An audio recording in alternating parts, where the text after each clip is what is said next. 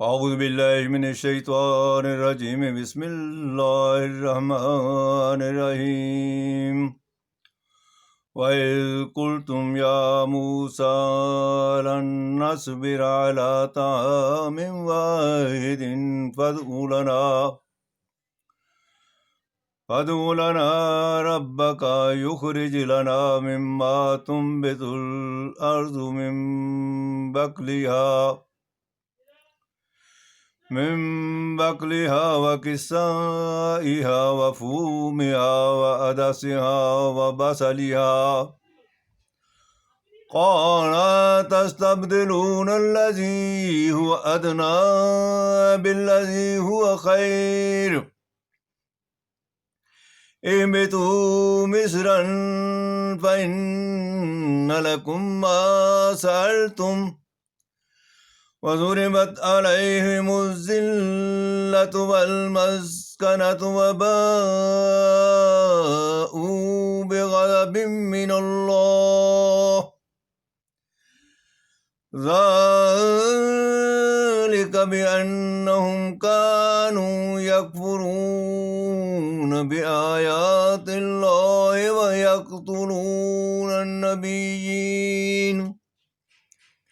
ويقتلون النبيين بغير حق ذلك بما عصوا وكانوا يعتدون صدق اللہ العظیم رب اشرح لی صدری ویسر لی امری واحلل عقدۃ من لسانی یفقہوا قولی اللہم صلی علی محمد وعلی آل محمد واصحاب محمد اجمعین۔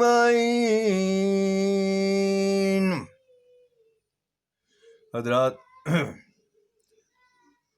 سورہ بقرہ کی آیت نمبر 61 آپ کے سامنے تلاوت کی ہے۔ اس آیت کے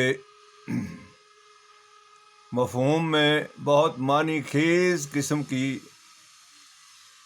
حقیقتیں بیان کی ہیں۔ توجہ سے اور شعور سے سمجھنے کی ضرورت ہے۔ پہلے ہم اس کے مشکل الفاظ سمجھ لیتے ہیں۔ باری طرح ہے فدو، دال عین اور وا اس کا مادہ ہے اور اس کا معنی ہے مانگنا، ندا کرنا۔ بقلیہ بے کاف اور لام، وہ سبزیاں جو گرمیوں میں ہوتی ہیں سردیوں میں باقی نہیں رہتی، یہ بقلیہ ہے۔ کسائہا بھی ککڑی کو کہتے ہیں، فومہا گیہوں کو کہتے ہیں، عدسہا مسور ہے، بصلہا پیاز ہے۔ اہبطوا، یہ سارے ایک ایک استعمال ہوئے ہیں۔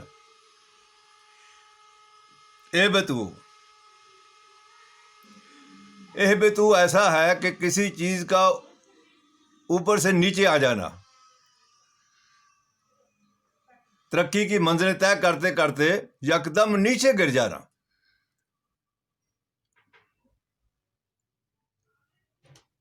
اور مصر شہر کو کہتے ہیں ذلت اور مسخرہ۔ ذلت انسان کے اندر غیرت کا مادہ ہوتا ہے، زبر زور کا مادہ ہوتا ہے، استقامت کا مادہ ہوتا ہے، وہ ختم ہو جانا ذلت ہے۔ مسکنت رسوائی، اور غضب اللہ تبارک تعالیٰ نے بنی اسرائیل کے اوپر ذلت بھی طاری کی اور مسکنت بھی طاری کی۔ یہ اہم چیز ہے جو سمجھنے کی ضرورت ہے۔ اور اس کی وجہ بیان کی کہ وہ حد سے نکل جاتے تھے۔ ہمارے ہاں اکثر و بیشتر ان آیات کا مصداق بنی اسرائیل کا وہ گروہ لیتے ہیں جو حضرت موسیٰ علیہ السلام کے ساتھ نکلا، سرائے سینا میں رہا، پھر شہر میں داخل ہوا، وہ بھی اس میں شامل ہے۔ لیکن وَيَقْتُلُونَ النَّبِيِّينَ بِغَيْرِ الْحَقِّ، یہ پوری امت بنی اسرائیل کا طرز عمل تھا، اور یہ اس گروہ پر اپلائی نہیں ہوتا جو حضرت موسیٰ علیہ السلام کے ساتھ نکلا تھا، بلکہ اس کے بعد کے گروہ جو ہیں، جو انبیاء کی بات نہ صرف مانتے نہیں تھے بلکہ ان کو قتل بھی کر دیتے تھے، ان پر اپلائی ہے۔ اور یہ پوری گویا کہ امت یہود بنی اسرائیل پر ایلیگیشن لگائے گئے، اور اس کی بنا پر انہیں ذلت اور مسکنت ان کے اوپر طاری کر دی گئی۔ اس پس منظر میں آئیے ہم اس آیت کو سمجھنے کی کوشش کرتے ہیں۔ ارشاد باری تعالیٰ ہے وَإِذْ قُلْتُمْ يَا مُوسَىٰ لَن نَّصْبِرَ عَلَىٰ طَعَامٍ وَاحِدٍ وَإِذْ قُلْتُمْ يَا مُوسَىٰ لَن نَّصْبِرَ عَلَىٰ طَعَامٍ وَاحِدٍ، جب تم نے کہا موسیٰ علیہ السلام سے کہ ہم ایک ہی قسم کے طعام پر جو ہے وہ صبر نہیں کریں گے، یہ جو من و سلوہ ہمیں ملتا ہے صحرا میں، اس سے ہمارا دل اکتا گیا ہے۔ فَادْعُ لَنَا رَبَّكَ، ہمارے لیے اپنے رب سے پکار، یخرج لنا مما تنبت الارض من بقلها وقثائها وفومها وعدسها وبصلها، کہ وہ زمین سے ہمارے لیے ککڑی نکالے، مسور نکالے، پیاز نکالے،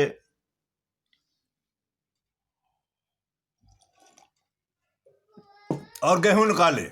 یہ انہوں نے صحرائے سینا کے اندر حضرت موسیٰ علیہ السلام سے جو ہے وہ التجا کی، تقاضا کیا۔ حضرت موسیٰ علیہ السلام نے انہیں کہا کہ فلاں شہر میں داخل ہو جاؤ، داخل ہو جاؤ گے تو وہاں تمہیں یہ ساری چیزیں مل جائیں گی۔ وہ واقعہ ہم اس سے قبل پڑھ چکے ہیں۔ اللہ تعالیٰ کا دستور ہے کچھ واقعہ پہلے بیان کر دیتے ہیں، کچھ واقعہ بعد میں کر دیتے ہیں، کرتے اس پس منظر میں ہے جس پس منظر میں اسے ہدایت دینی ہے۔ وہاں ظلم کے پس منظر میں بیان کیا، یہاں حد سے نکل جانے کے پس منظر میں بیان کیا گیا۔ تو فرمایا فلاں شہر میں داخل ہو جاؤ، اہبطوا مصر فإن لکم ما سألتم۔ اب یہاں آ کر کے بات ختم کر دی۔ آگے بات اس امت کے اوپر جو اللہ تبارک تعالیٰ کی ناراضگی ہوئی، ان پر جو ذلت طاری کی گئی، ان پہ اوپر جو مسکنت طاری کی گئی، اس کا ذکر ہے۔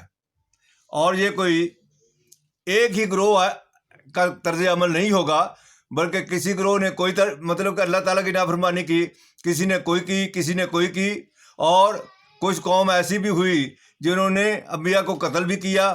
تو گویا کہ ان کا تمام کا مجموعی جو ان کے اوپر ایلیگیشن تھا، اس کو بیان کرنے کے بعد اللہ تعالیٰ نے فرمایا وَضُرِبَتْ عَلَيْهِمُ الذِّلَّةُ وَالْمَسْكَنَةُ، اور ان کے اوپر ذلت اور مسکنت طاری کر دی گئی۔ یہ جو اللہ تبارک تعالیٰ اپنے احکامات بھیجتے ہیں وہ اصلاً کیا ہے، اس کو ہم نے کبھی معاشرتی طور پر اور نفسیاتی طور پر سمجھنے کی کوشش نہیں کی۔ اللہ تبارک تعالیٰ نے جتنے بھی احکامات دیے ہیں، ہم اگر اپنے پس منظر میں جن احکامات کو سمجھتے ہیں، نماز ہے، روزہ ہے، حج ہے، زکوٰۃ ہے، پیار ہے، صلح ہے، انسانیت سے محبت ہے، تو یہ سارے کے سارے جو بھی اللہ کے احکامات ہیں وہ انسانوں کی فلاح کے لیے ہیں، انسانوں کی صلاحیتوں کو پروموٹ کرنے کے لیے ہیں، ڈیولپ کرنے کے لیے ہیں۔ جب آدمی ان تمام احکامات سے بری ہوتا ہے، ان کو پورا نہیں کرتا اور ان کی خلاف ورزی کرتا ہے، تو وہ جو صلاحیتیں انسان کے اندر ڈیولپ ہونی چاہیے تھیں، جو قوت آنی چاہیے تھی، وہ قوت ختم ہو جاتی ہے۔ جب قوت ختم ہو جائے تو وہ مسکنت اور ذلت از خود ہی طاری ہو جاتی ہے. تو یہ مسکنت اور ذلت کے طاری کرنے کے مسبب الاسباب ہم خود ہوتے ہیں، اس لیے کہ وہ احکامات نہیں مانے جن کے ذریعے سے اللہ تبارک تعالیٰ نے ہمیں سربلندی عطا کرنی تھی، ہمارے اندر صحت اور سلامتی اور قوت پیدا کرنی تھی، وہ ان کو چھوڑ دیا، جس کا نتیجہ کیا نکلا کہ ہمارے اندر بیماریاں بھی آئیں، کم ہمتی بھی آئی، نفرتیں بھی آئیں، ذلت و خواری بھی آئی. اور یہ آج امت مسلمہ اس کے اندر ذلت اور مسکنت اس کے اوپر طاری ہے. اچھا، دوسری بات، ہم علماء ہمارے یہ کہتے ہیں جی وہ ہمیشہ کے لیے اللہ تعالیٰ کی لعنت کے مستحق ہو گئے، کیونکہ انہوں نے قرآن مجید پڑھا نہیں ہے ہمارے علماء نے، اور اللہ تعالیٰ کے احکامات اور اللہ تبارک تعالیٰ کے قوانین کو جانا نہیں، لہذا انہوں نے یہ فتوے لگا دیے. اللہ تعالیٰ کا قانون یہ ہے، ان اللہ لا یغیر ما بقوم حتی یغیروا ما بانفسہم الیس للانسان الا ما سعی. یہ اللہ تعالیٰ کے ضابطے ہیں، قانون ہے. ایک وقت تھا اگر کسی قوم نے سستی اور کم ہمتی دکھائی تو ذلت اور مسکنت اس پر طاری ہوگی. اگر کوئی اس کے بعد پیدا ہوئے ہیں ایسے نوجوان ان کے اندر کہ انہوں نے محنت، علم، محنت اور اخلاق کی قوت جو ہے اس کے ذریعے سے اپنی مردہ قوم کو اٹھا دیا تو ذلت و مسکنت ختم ہو گئی. آج اگر ہم دیکھیں تو بنی اسرائیل جو ہے وہ اس وقت مالی لحاظ سے پوری دنیا کے اوپر چھائے ہوئے ہیں. انہیں ٹھیک ہے، جرمن والوں نے بھی انہیں نکالا اور قوموں میں وہ دھکے کھاتے پھرتے رہے، لیکن آج ان میں کچھ لوگ ایسے پیدا ہوئے ہوں گے جنہوں نے اپنی قوم کو زندہ کیا، اور آج دنیا کی تمام معیشت ان کے ہاتھ میں ہے. اور اس کے مقابلے میں ہماری پوزیشن کیا ہے؟ جنہیں ہم امت مسلمہ کہتے ہیں، وہ امت مسلمہ نام کی تو ہے لیکن اسلام اس کے اندر سرے سے نہیں ہے. اور یہ جو دین جس پر ہم عمل کر رہے ہیں یہ تو مولویوں کا اپنا بنایا ہوا دین ہے، حضور اکرم صلی اللہ علیہ وسلم کا لایا ہوا دین نہیں ہے. تو ذلت اور مسکنت ہم پر طاری ہے، اور اس کی وجہ بیان کیا کی اللہ تعالیٰ نے؟ ذالک بما عصوا، اس وجہ سے کہ وہ نافرمانی کرتے تھے، وہ کانوا یعتدون، اور حد سے نکل جانے والے تھے. کیا ہم نے قرآن حکیم کی نافرمانی نہیں کی؟ اللہ تعالیٰ فرماتے ہیں واعتصموا بحبل اللہ جمیعا، تم اکٹھے ہو جاؤ، ملو. اور ہم نے کیا کہا؟ تفرقہ بازی کر دی. اور تفرقہ بازی اگر صرف علمی رہتی تو بھی کوئی بات تھی، اسکول آف تھاٹ رہتے تو بھی بات تھی. ہم نے کفر کے فتوے بھی لگائے، الگ الگ ہو گئے، تو نافرمانی نہیں، بما عصوا نہیں ہے. کم ہمتی ہمارا شعار نہیں ہے، نفرت ہمارا شعار نہیں ہے. اور اسی کا نتیجہ یہ ہے کہ آج ہم دنیا میں 53-54 ممالک ہونے کے باوجود کاسل اسی لیے پھرتے ہیں، کشکول اٹھائے پھرتے ہیں. عرض یہ ہے کہ ہمیں اثر نو اللہ کے احکامات کو مان کر اپنے اندر قوت، ہمت اور جرت اور صلاحیت اور عقل و شعور پیدا کرنا چاہیے.